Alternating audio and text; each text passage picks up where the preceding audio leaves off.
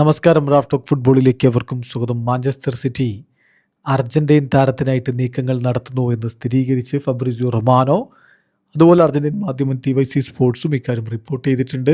മറ്റാരുമല്ല, ഈ world cup ടീമിലൊക്കെ ഉണ്ടായിരുന്ന ജെറോണിമോ റുള്ളിക്ക് വേണ്ടിയിട്ടാണ് അവർ ശ്രമം നടത്തുന്നത്. ജെയിംസ് ട്രഫോർഡ് മൂവ് ചെയ്യുമ്പോൾ അദ്ദേഹത്തിന് റീപ്ലേസ്മെൻ്റായിട്ട് റുള്ളിയെ കൊണ്ടുവരുന്നു എന്നാണ് ഫബ്രിസിയോയുടെ റിപ്പോർട്ട്. അർജന്റീൻ GK ഈ ഒരു മൂവിന് വളരെയധികം കീനായിട്ടിരിക്കുകയാണ്. ഒളിമ്പിക് മാഴ്സയിൽ നിന്ന് അദ്ദേഹം ഇങ്ങോട്ടേക്ക് ജോയിൻ ചെയ്തേക്കും എന്നാണ് ഫബ്രിസിയോയുടെ റിപ്പോർട്ട്. എന്തായാലും മാഞ്ചസ്റ്റർ സിറ്റി വോൺസ് ജെറോണിമോ റുള്ളി എന്ന് പറഞ്ഞുകൊണ്ട് ഈ വാർത്ത TYC സ്പോർട്സും കൊടുക്കുന്നു. മാഞ്ചസ്റ്റർ സിറ്റി ജിയാൻലുഗി ഡൊണാറുമയുടെ ബാക്കപ്പായിട്ട് ജെറോണിമോ റുള്ളിയെ കൊണ്ടുപോകുന്നു എന്നാണ് അവരുടെ റിപ്പോർട്ടിൽ പറയുന്നത്. അതായത് ജെയിംസ് ട്രഫോർഡ് അദ്ദേഹം ലീഡ്സ് യുണൈറ്റഡിലേക്ക് പോകുന്നു.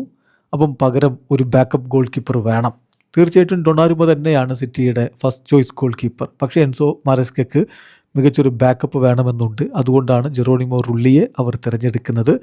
റുള്ളിയും ഈ ഒരു മൂവിന് വളരെയധികം തൽപരനായിട്ട് നിൽക്കുകയാണ്.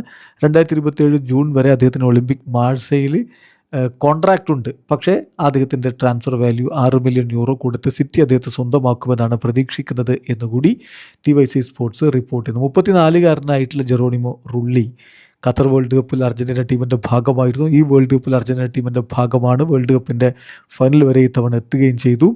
2024 മുതൽ അദ്ദേഹം ഫ്രഞ്ച് ക്ലബിന് വേണ്ടിയിട്ട് കളിക്കുന്നുണ്ട്. അവിടെ നിന്നാണ് അദ്ദേഹം ഇപ്പോൾ മാഞ്ചസ്റ്റർ സിറ്റിയിലേക്ക് ചേക്കേറാൻ ഒരുങ്ങുന്നത്. വീഡിയോ അവസാനിക്കുന്ന ഫുട്ബോൾ ലോകത്തെ കൂടുതൽ വിശേഷങ്ങളുമായി റാഫ് ടോക്സിൽ എത്താം.